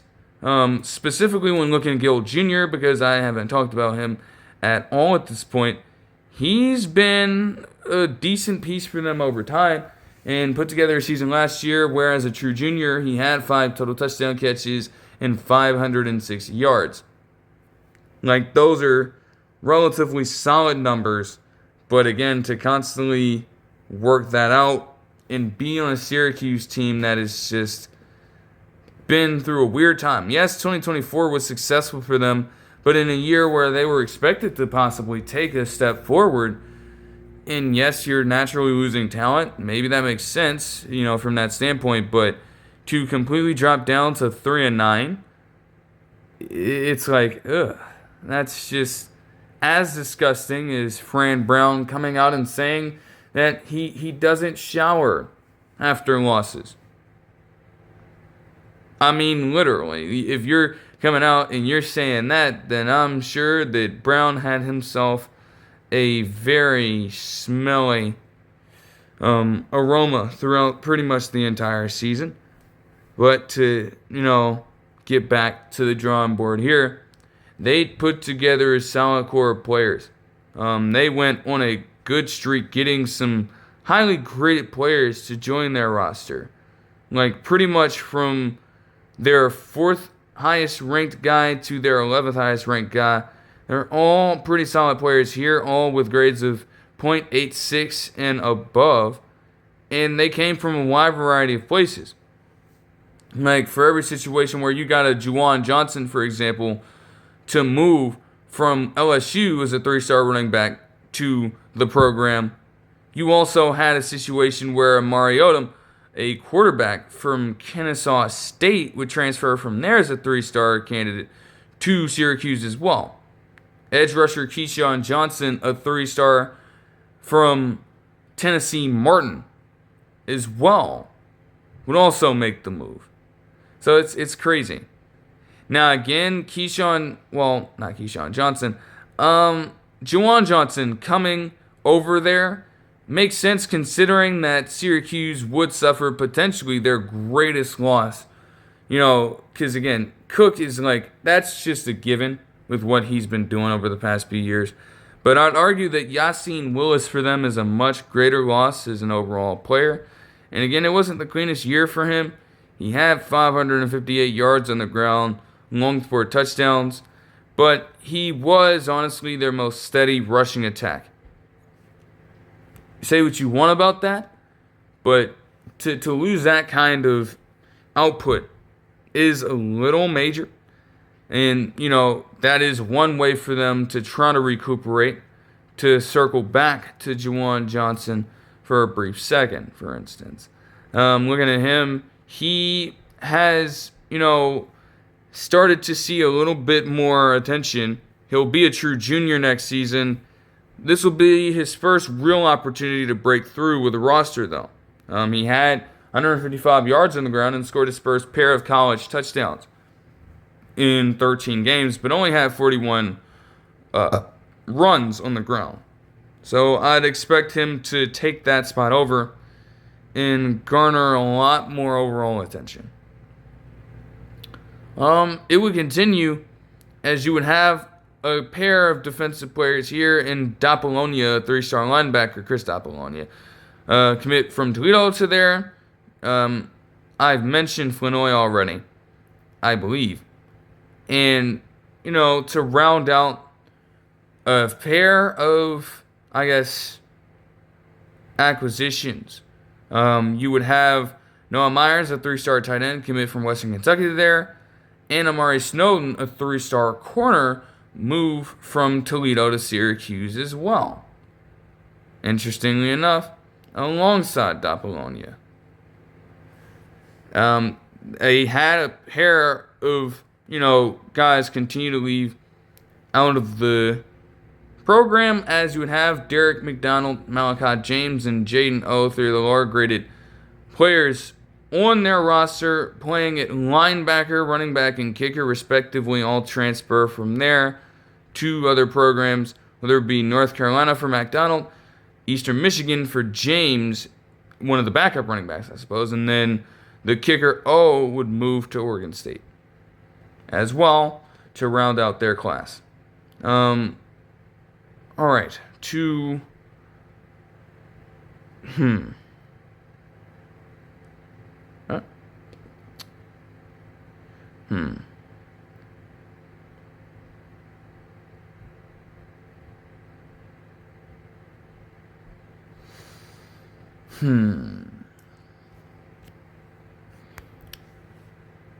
I'll move into Cal next. And we've mentioned already how they would lose, obviously, their best player at this point in Cato Awave to BYU. We already mentioned that. Aside from that, they had a class that spans a major amount of players, 51 overall. And granted, if you're going to have that many players move around in that time span, you're bound to lose some talent. You're just bound to. They lost a number of different contributors on this team, all with varying influences as to how they ended up performing last season, which again, they tailed off from what was a hot start last season. But that being said, and I guess with that, I'll focus more specifically on some of the talent that they brought in. It isn't all bad. I have already mentioned one player, the running back, Adam Muhammad from Washington, moving there. But they also got another, 4 for that matter, 4-star talents, including a pair of wide receivers in Chase Hendricks and Ian Strong from Ohio and Rutgers, respectively. So I want to look into those two guys real quick. Hendricks last season put together a year where in his true junior season, he led the conference with 1,037 yards with 71 catches and 7 receiving touchdowns, I should say. So he already is going to make a massive impact with this team and be a reliable weapon for Jaron Cowie, Saga Politelli, on a team that, they had some talent outside, but to consistently rely on De Jesus with a weirder build at the wide receiver position was not consistent enough for them. And you saw that as they continue to fizzle out towards the tail end of the year. Ian Strong as well from Rutgers also has an opportunity to put himself in the best possible position he could have possibly asked for.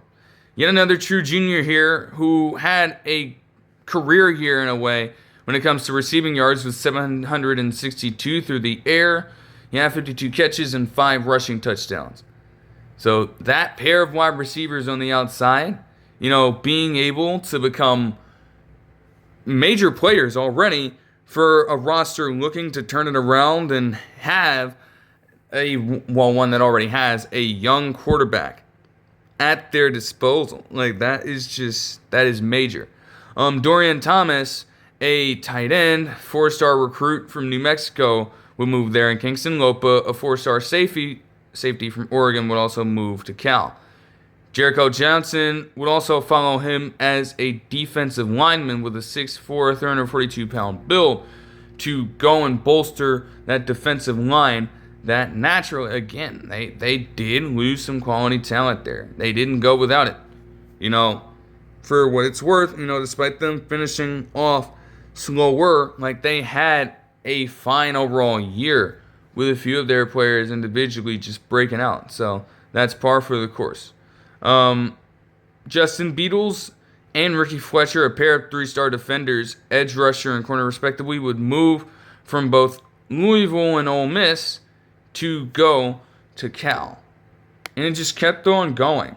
You look at Jimothy Lewis Jr. moving from Mississippi State to there, a 3-star offensive lineman, or Tristan Jernigan, a linebacker who may not be on the same realm as Lou Olave, but who will be able to, with coming from Texas A&M, at least slot right in to fill a gaping hole on that side of the football. Carter Vargas, a running back from UC Davis, would commit to there, and you would also have a number of other players break through here.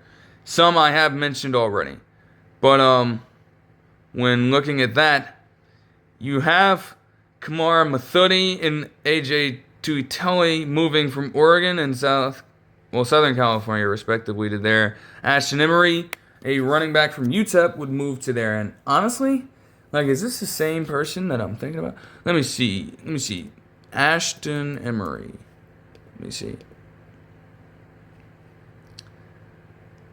Redshirt sophomore running back. He honestly had a solid year. I know there was one running back I'm thinking of from one of the UT, either El Paso or San Antonio schools, who just had a few monster performances throughout the year. And it might have been him. That could be interesting. Jackson Brousseau and Joshua Pierce, a quarterback and edge rusher from Colorado State and North Texas, respectively, would move to Cal. And you would also have Jacob Arup, an offensive tackle, a 3-star from South Dakota, moved to Cal, along with some other moves to round out their roster. There is one player in particular that I'm seeing here, and we know where he ended up eventually. Honestly, that might need its own attention now that I consider it. I have just done a lot of, going through this, so I don't know if I can really do it justice if I just try to tack that on. But we all understand what happened with that one player. And whenever, it probably won't be too much longer, but whenever I get to, addressing that situation, and I'll do it briefly, so it's already been extensively covered, but oh man, y'all gonna know what I'm talking about. Because, oh my gosh, man, it's just, you can't make it up. But, okay. To move on to the SEC before rounding it out to the Big Ten, and I am, there are just obvious ones I'm not even going to focus on, to be honest with you. Honestly, I don't need to overdo it. I'll keep it short. You consider it there are a number of schools here that just go without saying. You don't need to cover Auburn in this situation. You don't need to cover Florida here. You don't need to cover LSU here. You don't need to cover, even to an extent with some of what Missouri was doing, although they did get a great edge rusher in Damon Wilson. I did see that come through. That could be mentioned here. But honestly, like, with all those different coaching moves, there's just no need to cover those programs. So, I guess with that being said,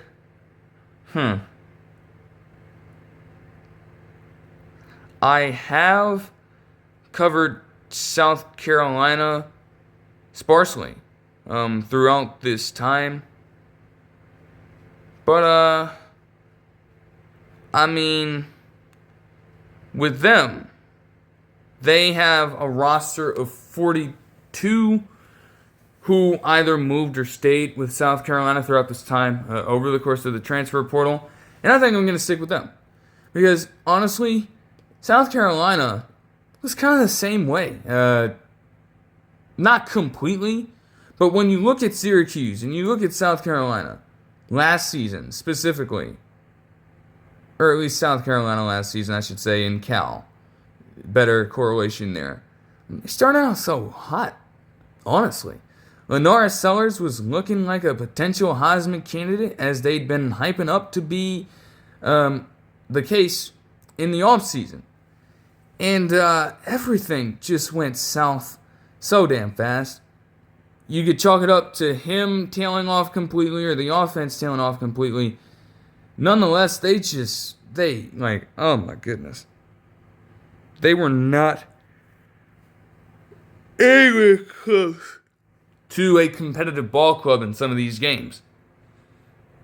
The fact that they went up that much on Texas A&M in the final game of the season to potentially close it out on a high note, just to have Texas A&M pull together one of the greater second half comebacks you'll ever see in a college setting, that told you everything you needed to know and was the perfect end into, finish off what was just a truly underwhelming season by all expectations for them.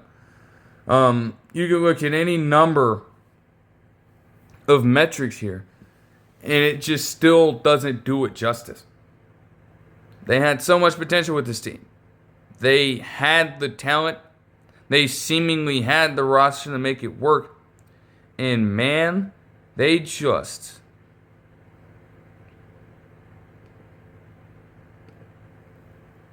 could not guard a lick to save their lives, man.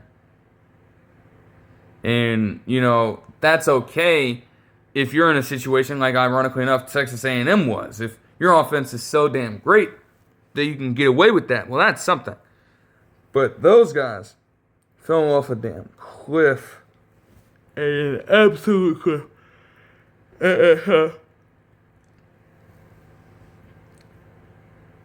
No joke. All right. So to get into some of their other moves here, I've already covered some of their top ones. But moving on down the list, you would have Caleb Herring, a 3-star edge rusher, moved from Tennessee to there. Emmanuel Poku and Kelby Collins, a pair of linemen on opposing sides of the football with 3-star grades, would move from Eastern Carolina and Alabama, respectively, to join the Gamecocks. You had them also acquire the services of Jordan Thomas, a 6'5", 315-pound defensive lineman with a 3-star grade from the Georgia boys. Nitro Tuggle from Purdue. Yes, Nitro is his name. He would move from there to South Carolina as well. And honestly, with that, it does make sense. Purdue is just going to do everything in their power to misutilize him. Now, yes, he did have a solid season as a true sophomore, but let's be honest with ourselves. We understand what Purdue is in this day and age. So, those 500 yards and 4 touchdowns through the air did not really do enough. One, for him, he'd probably expect more in offensives as lackluster as they were. And 2, they clearly weren't winning. I think it could be a great replacement, honestly, for what Vandrevius Jacobs was offering them last season. And it just creates a great speed threat to complement Nick Harbor already being a deep threat caliber of wide receiver with his track speed and his size. That could be incredibly dangerous. Like, honestly, I mean, hell, do I want to say that? Because Nick Harbor is not necessarily that, but in this kind of offense, you could say that Nitro Tuggle, with more opportunity potentially, with competent quarterback play from Lenora Sellers staying there, could turn into a bit of a Mario Craver, honestly. Paired up alongside Casey Concepcion last season, who is now entering the draft, by the way. So, there you go there. Seth Smith, I believe I talked about him already, but he would move from Northern Arizona to South Carolina. Carter Miller, an interior offensive lineman, the 3-star grade, would move from UCF to South Carolina as well. They were not done. They got a ton of players to come through. They would get Sam Dixon, for example, a backup running back from Ohio State, to commit to the program. And then they would also get their services from Dane Arnett from Ferris State, an interior offensive lineman with a 3-star grade, a rating that's raised up since high school, to commit to South Carolina as well. So again, anytime you can bring in that caliber of talent, knowing that you inevitably were going to lose some top-end guys, like, it ain't the worst feeling in the world. And again, if they still think it isn't up to par after this, they can make up for it after, we get into settling through general recruitment, without having to worry about potential transfers and things of that nature. And then moving into the Big Ten, where you already know where I'm headed with that. We'll look into Ohio State before looking at the overall list of, transfer rankings. And I guess just through the top 10 overall to round it off. To look at them, I'm not going to go through every single player that they lost, although I will say, looking at 4-star wide receiver Quincy Porter, and also 3-star wide receiver Mylan Graham, along with, let me see if I can, Bryson Rogers, 3-star wide receiver. Those are honestly smart moves for them. It's always going to be wide receiver but it stacks up so much sometimes that you have talent, projected to be great, just slipping through the cracks and not really having an opportunity to ever really suit up for the Buckeyes in this situation. So all three of them would decide to move on, with a pair of them deciding to move to South Bend and take their talents to Notre Dame, which, with their kind of talent already, that is just going to make them exponentially greater. And then not to mention Bryson Rogers potentially making one of the smartest moves he possibly could have done in terms of transferring to South Florida to follow Brian Hartline, the newly minted head coach at that program. And I absolutely love that move. I'm genuinely, they've got to show more televised South Florida games. Because Brian Hartline, again, he's more than deserving of getting a head coaching spot with that school. And I know ultimately he's going to be able to do some great shit with that program. It's going to be the same type of timing down there. You're already getting Rogers there, a guy who was barely played at Ohio State, to develop with as much room as he could possibly have in a system led by a man who was his former offensive coordinator and who he's going to have the strongest connection with. It's a point that, again, I've already alluded to in previous videos. So, again, I sound like a broken record with it maybe, but that's just not something that you're always going to get without the transfer portal. It helps to build that up over time, but knowing that the playing opportunity wasn't really going to be there for him if he stayed at Ohio State, he makes a calculated decision for himself to focus around an individual that he is most comfortable with. And that would be Brian Hartline in that situation. He would have had his pick.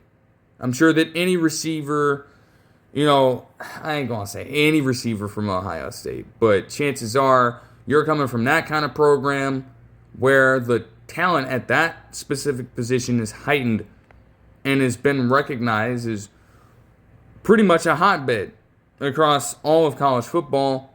You'd have your pick if you did decide to bow out of that and move elsewhere. Yet he decided on South Florida, so that could be interesting. But when looking at some of the guys that they brought in, Ohio State would have themselves 3 different Alabama players make their way onto the roster, including Cam Calhoun, a corner with a, with a 3-star rating. And also, the combination of Quay Ruzal and James Smith, a pair of edge rushers and defensive linemen for the Crimson Tide to move here. They were joking about it the whole time online because apparently Smith and Ruzal are very good friends. If you do it, I'ma do it type thing, right? So, I know that one of them transferred here first. Let me go to them and see which one committed first. Because essentially, when that happened, the other just decided that, hey, okay, I'm going to move to Ohio State with you. So you had Ruzal commit on January the 12th, and to go to Smith here, he would commit also on January 12th. Pretty much, a few minutes later. You could just cherry pick and say around the same time. But yeah, that's interesting. It's always something about Ohio State doing damage with Alabama players in the transfer portal. And again, that could have to do a little bit with some of the people just losing their minds about how Alabama was tailing off and about how they got their asses kicked by Indiana and about how the SEC and its the mystery of the SEC is dead and shit like that. But hey, again, from Julian Sain to Caleb Downs, and now these 3 players, it just adds to a laundry list of these things over the past few years developing. But it would not just be them. You would have some pretty sneaky finds in other places. For example, I saw this come through initially, and again, I hadn't reported on it because I was not going to try to be that kind of person. But Earl Little Jr. is a safety from Florida State that has also gotten a lot of buzz already with him making the move to join Ohio State as a player. And again, they've done great with safeties, generally speaking. He's got a solid build at 6 foot, 199 pounds. So that could be something tremendous to work with. And, to have him kind of fill in for that spot, knowing that you're going to lose a good one in Caleb Downs, makes a lot of sense. Terry Moore, a safety from Duke, would also commit. And that would be with them losing Fahim Delane, to LSU, which I think, again, is fair. I'm pretty sure there is a different Delane at that program. They are brothers. So if he had the opportunity to move out and join them, chances are he's probably going to make that move, and you can't blame him. Dominic Kelly, a corner from Georgia with a 3-star grade, would move to Ohio State as well in this time. I find Jacoby Jackson moving to the spot. I already talked about it, but it is interesting considering that Bo Jackson Jr. is now establishing himself as potentially their lead man. So that's interesting. In some other areas, they would add Cal Parker, a 3-star wide receiver from LSU, to join the program.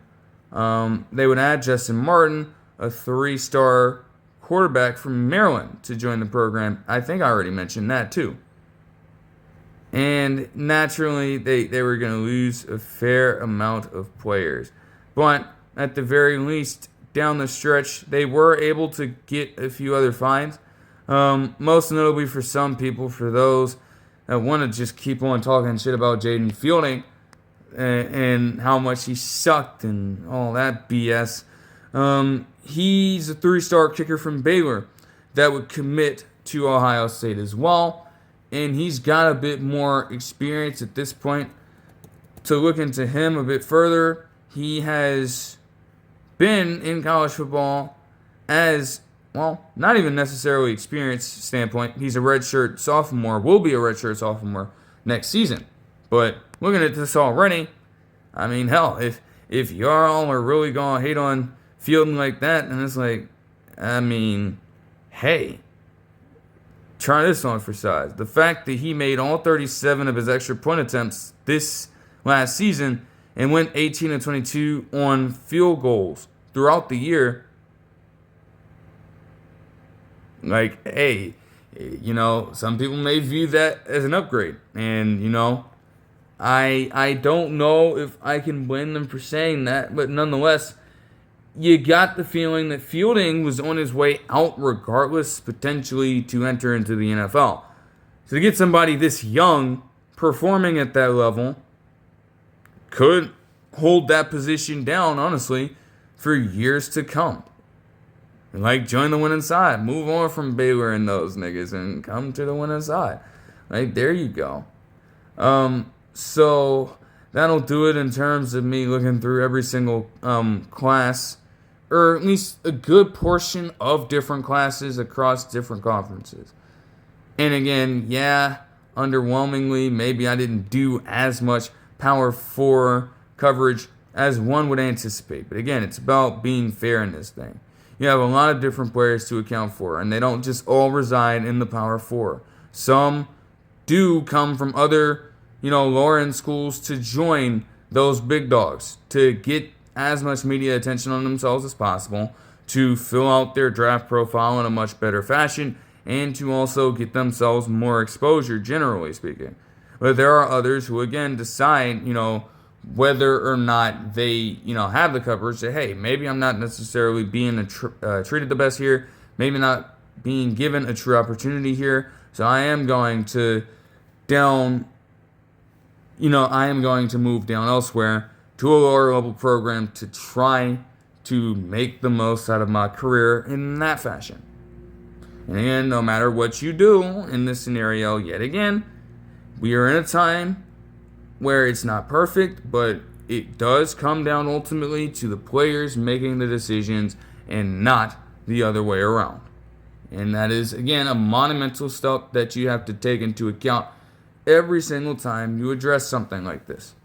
But overall, in this time, okay, so I guess could look and just rattle off the top 20 classes, just briefly, rather quickly, to round everything out.